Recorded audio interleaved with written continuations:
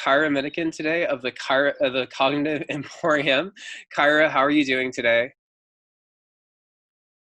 I'm good, thank you. How about yourself? I'm doing well. Kyra, you work with the Smart But Struggling Learner. Kyra has been a speech language pathologist, but I like to call her a neuroeducator because she focuses on the brain's neuroplasticity to rehab it to its maximum potential to help the struggling but smart student. Kyra, I hear that you are an expert on learning disability and traumatic brain injury. Can you tell me about both of them and your experience with both? Okay, so and I'll definitely, you know, expert is hard, but I have been working in that lane in both areas for over 25 years. So, I mean, sometimes that just makes you an expert for the fact that you're around them. And so I have been working in rehab, working in that cognitive area, and really come across one of the things that I think would probably be most helpful in this segment is to focus more because concussions can take on a whole different level. There's different levels of concussions. One of the things that I think are most helpful and what I see and feel like where my expertise comes in is the mild traumatic brain injury, which is a concussion, but it's not picked up on an MRI or a CT scan. So that means there wasn't a brain bleed. It wasn't a severe enough injury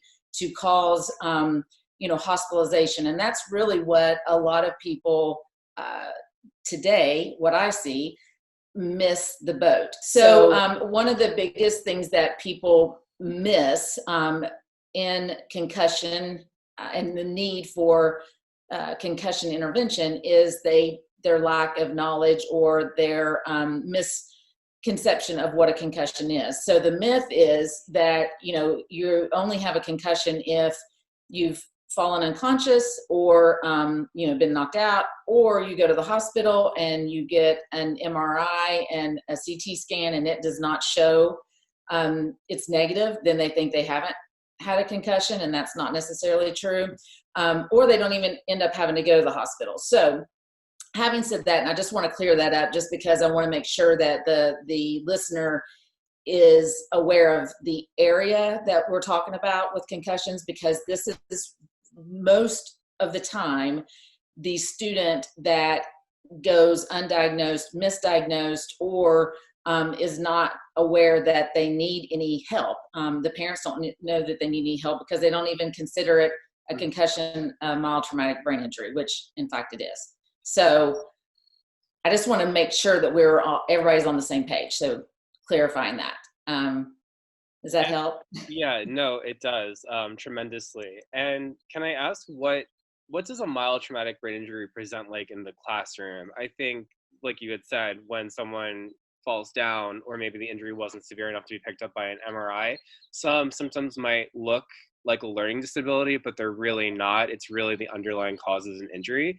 Can you talk about what a mild TBI looks like in the classroom and how that differs from a learning disability, and how maybe teachers and educators could tease apart the difference? Right. Here's the thing, and this is what I've been working towards for a lot of years. This is what makes what I hope parents, physicians, anybody in this lane understands that it is going to look like to the school system a learning challenge. That may be mild, moderate, or severe, but it's going to show up in the classroom as a learning challenge. And the classroom, schools, they're looking at this student from an educational, that's their view. It's education. So there's not anything, unless they've come from, like I said before, as severe and they've been, in a rehab center and then they come into the school. That's not who I'm talking about. I'm talking about the kid who it just looks like a regular learning challenge. It could be due to attention. It could be due to decreased reading. It could be struggling with math. It's just a difference in a discrepancy between intelligence. So they have an average to above average intelligence, but they have academic struggles. That's going to be a learning challenge.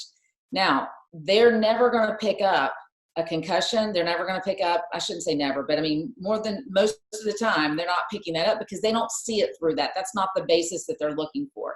Here's why it's important to have a team. And here's why it's important for an outside, someone clinical like myself to look and assess.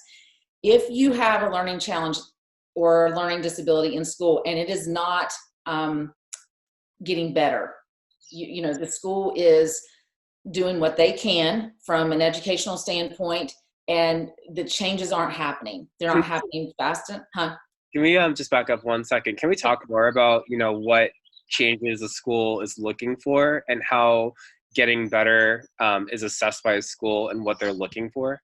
Okay. So in a school setting, if a student is falling behind, and it really varies according to public or private, and it's up to their discrepancy. It really is.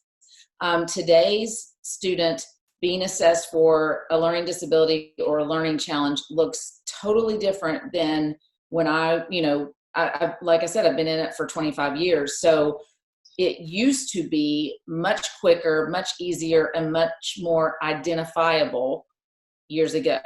Today's student literally could be just in a response tier intervention. So that's called an RTI, and there's different levels in the school. Okay. So a child may, a teacher says, okay, this child is he's falling behind. He's not learning to read.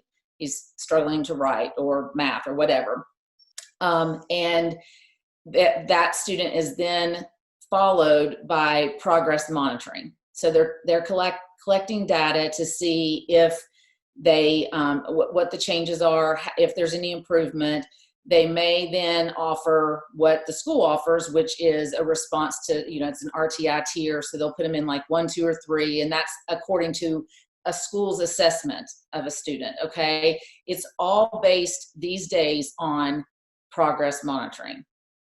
Having said that, if it is attention and it looks like ADHD, which oftentimes it is, or there is attention issues, can be definitely from a concussion, because if you, let's say reading, in order to be an efficient reader, you have to have good attention, you have to have strong working memory. Yep. So those two are absolutely often affected by a concussion, or can be. So a student can look like ADHD, can look like they have dyslexia, can look like, A, B, or C, and then run through the gamut of the school system's way that they assess. So if it becomes severe enough, where unfortunately the public schools are on a wait to fail type of model. So until the child, falls significantly behind, at that point, then the school psychologist will come in and do a psychological, educational, or psychoeducational evaluation. But that is usually, there's a lot of steps, there's a lot of time wasted in that scenario. Yeah, and there's a lot of pain too for that student and their family. Can you talk more about what a mild concussion looks like in terms of classroom participation, and then what it looks like at home with homework and communication with the family? Okay, so I can definitely give you lists, you know what I'm saying? Like, this looks like, like I said, attention, all that. But I did, in preparing for this, I really I picked 4 of the students that I've personally had experience with out of my years of experience, and that were in different areas. So I have a first grader, a third grader, a middle schooler, and a high schooler. I thought it might be easier for the listener if I talked about those 4 clients, so that they could kind of wrap themselves around and visualize this person. Would that be okay? So I'm going to start at the bottom. So let's start with the first grader. The first grader is he's in first grade. He is struggling to read. He cannot recall, he knows the alphabet, but he cannot remember the sounds that each of the letters make. and then he doesn't know what to do with them when he puts them together, meaning sound assemble. So that's a step in the reading process. He does fidget, he does squirm, but the teacher is not flagging attention at this point because he's not a behavior problem at all. He has 2 older siblings who have no history of any type of struggles. So he gets referred to me because they want to assess and they are curious if this is dyslexia. And with that meaning, he's really struggling. He's not progressing with reading in spite of the fact he's been given every opportunity. He's and mom and dad are in a good public school. He's had plenty of instruction. He has also had tutoring since kindergarten. And when I say tutoring, like 30 minutes, the school system, or not the school system, the parents had hired someone to work with him 30 minutes one time a week just to reinforce what's happening in the from school teaching. And mom and dad are very involved and have tried themselves. So at this point, he's referred to me.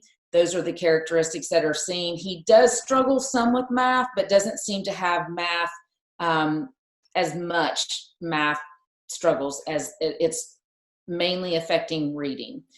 I send history, and this is important to hear. In the history, I'm always asking about nutrition because nutrition makes a difference. I'm asking about sleep because sleep it makes a difference. I'm asking about social emotional. In this case, and a lot of times due to this age, he doesn't struggle with any of those. So he's not having any issues with sleep. He's not having any issues with nutrition. He's growing. All of that's good. He doesn't have any, his medical report, there wasn't anything listed, and hasn't had any surgeries, all that kind of stuff. So when I did the evaluation, what came out was, yes, he definitely is struggling with reading. The pattern did not look typical. It didn't resemble a typical reading pattern. So there were things that he was getting. There were things he wasn't getting. It wasn't sequential in how he was learning that, that's a red flag. Yeah. And then he had some memory issues that were very atypical. Sometimes definitely dyslexia can present with memory issues, but in this case, this was an atypical pattern of memory. And then there would be times when I was doing the assessment where it would just be almost like a zone in and out, and then he would miss it. I went back and asked the parents if there was, there were others. I'm trying to think of other things. There were balance issues. He had balance issues, even though he played and he was a boy. Mom had reported that he was clumsier than the other kids. He struggled following directions, like he could recall some things, but he couldn't recall the others. Anyway, having said all that, I circled back around and asked more specific questions, dug a little bit deeper in the intake. Come to find out, he actually had fractured his skull. Oh, wow. Okay, so I would have had the same response that you. I have 2 boys. That seems to me like oh wow, and how is this not, why would I not mention this when I'm doing an evaluation, and how would someone not think that this would be connected? This is how and why it was not seen. Number 1, he did go to the hospital. He did get an MRI, or a CT scan, sorry. He did not have a bleed, which is what that would show. The physician said he's really lucky. He can't explain it. It did, definitely showed a fractured skull, but he should be fine. And he was released, and the parents monitored him, and they did not note any problems post fractured skull, other than the child always talked about it. He continued to talk about it. So fast forward, I'm explaining to them how that definitely has an impact on, and that's why I'm seeing an atypical pattern of reading It definitely affected the memory. It definitely affected the auditory piece, the auditory processing. And the brain just is smart, so it tried to regenerate however it regenerated. It just designed a different type of pathway, which was causing him, the smart kid, to learn in an atypical and inefficient pattern. Okay, so that was the first grader. Do you want me to go on to the second one? Because I don't. Because you mentioned that the doctors determined that he was fine, but clearly in the classroom that was not the case. So what do you do when a doctor tells you that your child is fine, but you see academically they're not doing well? This is where I would encourage anyone who has an experience with a child mild concussions. So the people that I'm going to talk about, let me just give you an example of how different those concussions look like. So this child had a fractured skull, which in my book is that's a concussion. I don't care how you work it out. It's going to cause injury.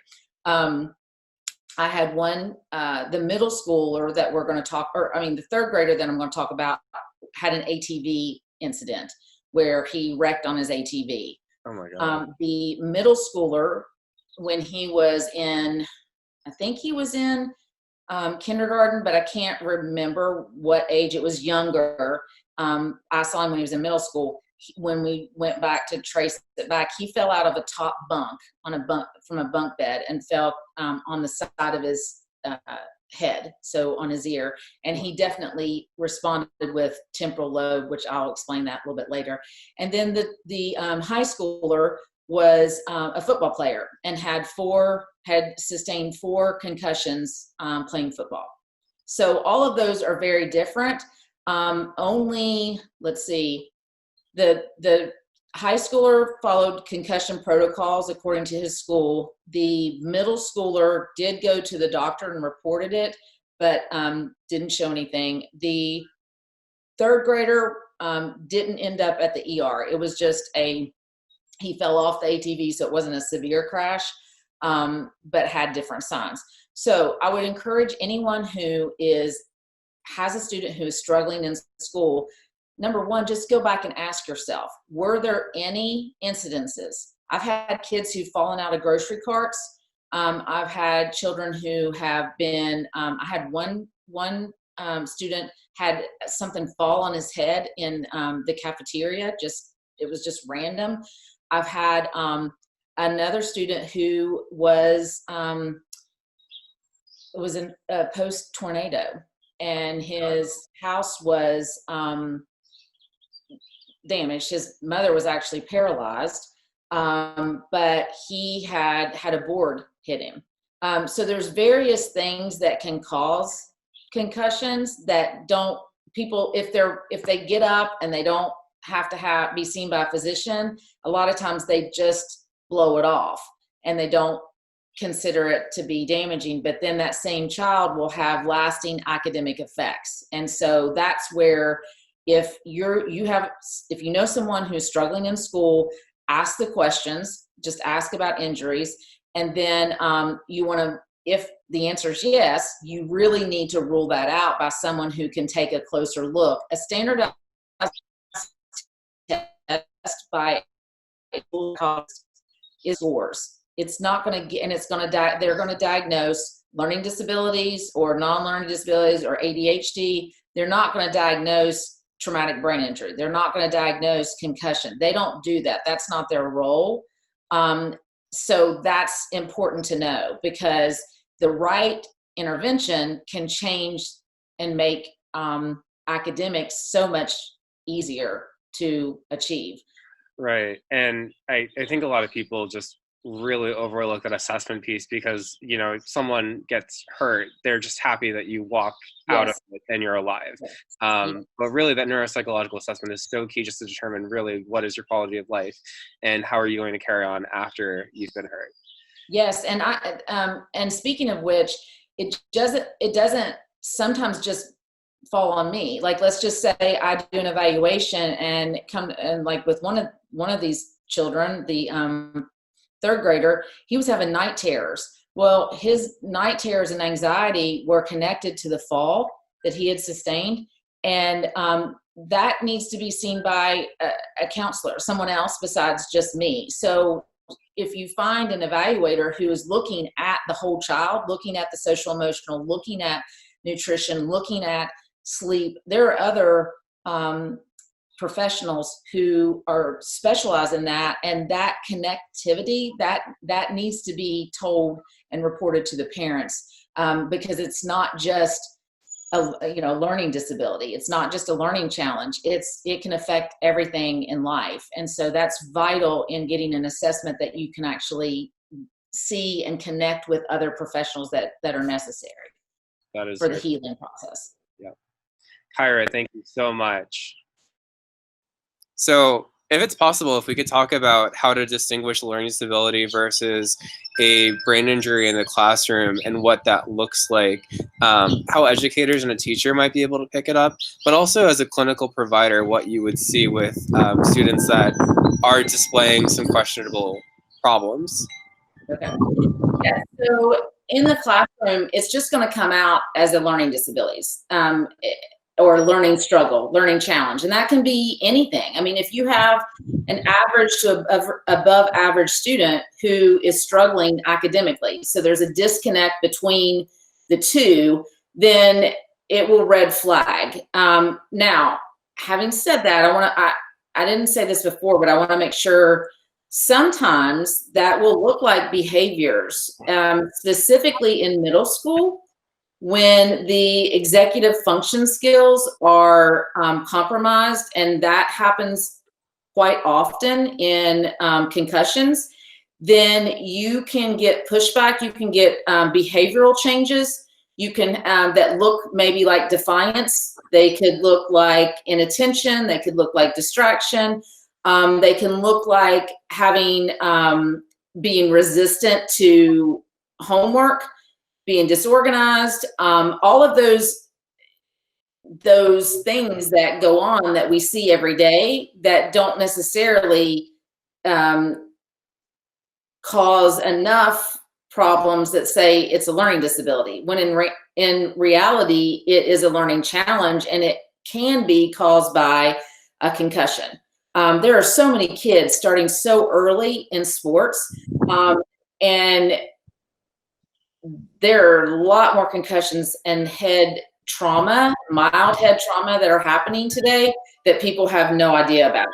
So a lot of times, if you don't have any family history of ADHD, dyslexia, learning disabilities, you have other children who have not struggled, and then you have this one child who is performing differently. That could be academically, that could be behaviorally, and they have had some type of injury that you can count back to. It's a very strong possibility. You need to rule out concussion. And what are your feelings about the school system lumping them all together? Because I think that's very detrimental for a lot of kids when they might think that they're stupid, but really there's an underlying medical problem that was never properly treated. Yeah, so here's the thing, and nobody's going to want to hear me say this. They're really not. The truth of the matter is, in the public schools today, most of them, I know locally, I have proof, but most of them cannot and will not refer or mention outside help. And that's due to the fact that they then are held accountable to provide that service. And people, they can't do it. They're not medically trained, they're educationally trained. And there is a difference between working cognitively and working educationally, academically. Two different things, two different platforms. So the problem is that we have shut down communication between open communication. Let me just say that, between school systems and parents. So it's up to the physicians, which, that's another issue, because a lot of times, unless the parent brings it up to the physician, or it's bad enough to warrant some type of, referral, then it just gets missed. So really, honestly, it goes back to parents. Now, if in some cases, private schools, I've seen definitely refer. I've also seen teachers who just have a relationship with a parent and they can mention it. But honestly, as a broad spectrum, we really cannot expect the school system to be alerted for the concussions. Now, you know what? I need to back up on that, because there are people who are doing education, concussion education, and that may kind of red flag the teacher, give her a little bit more insight. But at the end of the day, it still looks like she's referring what she's seeing in the classroom. What she's going to be seeing in the classroom is attention, behavior, academic struggle, and they're all going to be lumped together.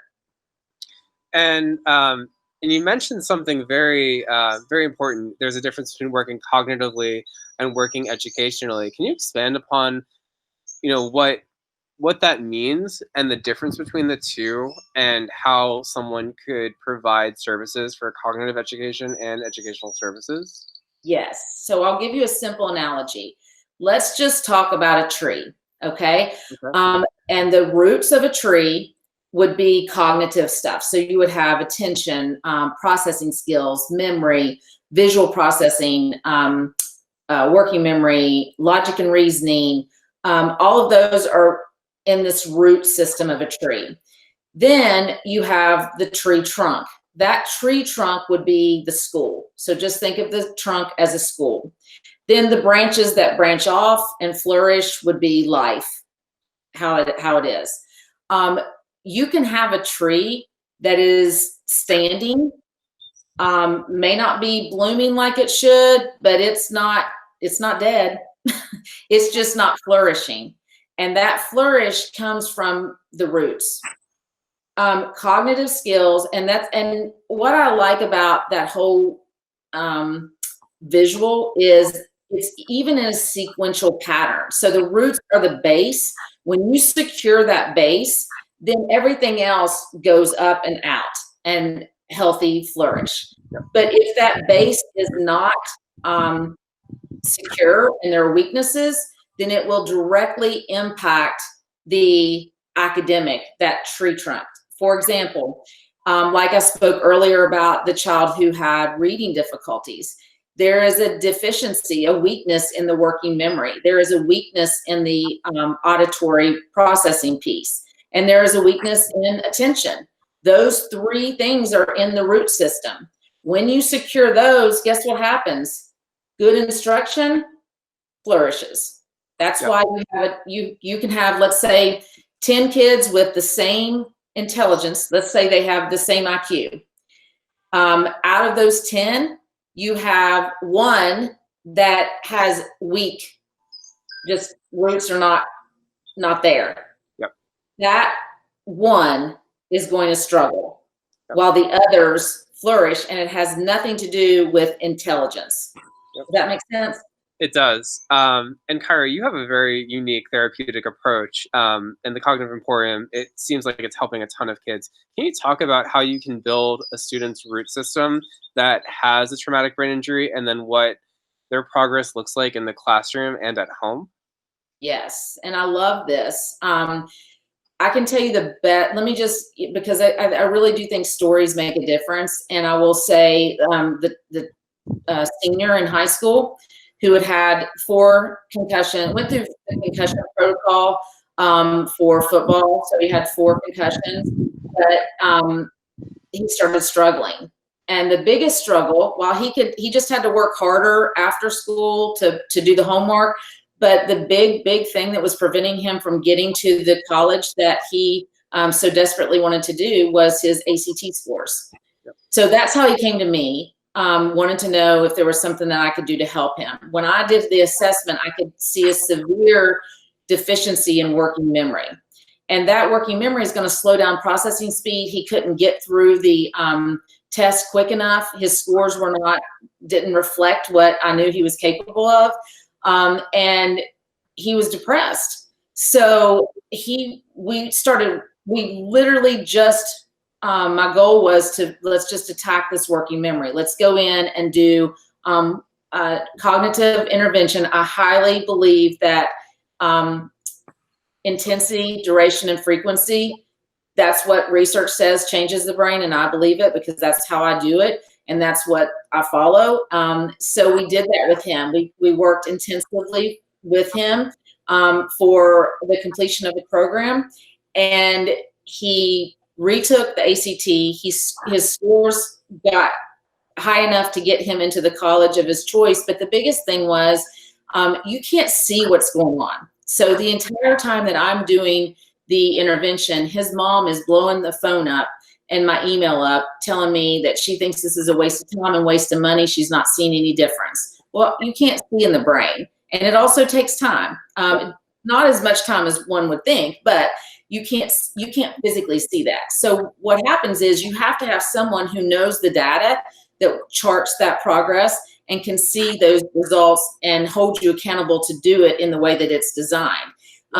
Fast forward, at the end of that, when the child had taken the test, the mom wanted to meet me. I didn't know that the test scores had come back because he had been discharged and all that. So I was holding my breath. But in that meeting, she comes to me just in tears and said, nothing can take the place of what you gave back to my son. And she said, he came to me and he said, Mom, I'm not stupid. I'm not stupid after all.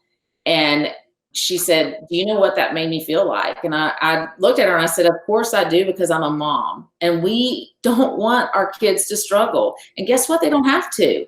He got into the college that he was looking for, and it wasn't about academics. It wasn't about ACT prep. I didn't do ACT prep. I did cognitive intervention, and that's the difference. Yeah, and I think that just goes so under the radar for so many people and struggling students and struggling test takers who think, I'm not going to get into my dream school. I need to give up. Really, that cognitive piece is never taught in the educational system. And, And how would you know unless something happens to you? Yeah, and you know what? Honestly, Dustin, I can tell you this. It was, I have two different, separate master's degrees in learning disabilities and in communication disorders. So I've been cognitively trained, been academically trained, but the connection didn't come until I ran across, kept working with these students and trying to find that balance. But like, okay, am I working with this or am I working with that? And when I realized, because oftentimes people in the one lane aren't talking to others about how the other lane works. Nobody says to you, if a student is struggling reading, look at attention, look at auditory processing, look at working memory. That's not taught. There are more people out there now, trying to talk a little bit about that, but typically the person who's working cognitively is in a totally different lane. And the thing that I like to do, and I think that one of the things that makes me unique is I can bridge that, because I 100% know this affects this. And let me show you how, and then let the transformation begin. That's the difference. Yeah, and that is so key for not only brain injury, but for student health as well and well-being. Kyra, thank you so much for your time today. Oh, you are very welcome. You can see I kind of get passionate about it, because it really, for anybody listening, I promise you, it is the best investment. It's the best return on investment. And kids, we did talk about how academically it affects, but then that just trickles out to the social emotional, which in my opinion can just be, that's what's gut wrenching and heartbreaking for me, is seeing the people suffer. So the suffering does not have to, it doesn't have to happen. And there are people besides me who do this. And, I encourage everybody to just reach out and find that person. Yeah. And especially with the social and emotional component, there's so many studies being done with depression and its effects on cognition. And it's a vicious cycle because people feel bad because they're not, they know that something's wrong, which then causes them more pain, and they feel like they can't do anything about it. So when you have somebody like you who can intervene, it can really dramatically change lives and really set somebody up for success. Well, I wish there were more people out there doing it, because our kids are our future, and we need to really start. That's why I really appreciate you having me on and asking me to talk about this, because quite honestly, the more it's talked about, the more awareness, and once the awareness, it's kind of a domino effect. So thank you so much for allowing me to speak on this topic. My pleasure, Kyra. Thank you so much.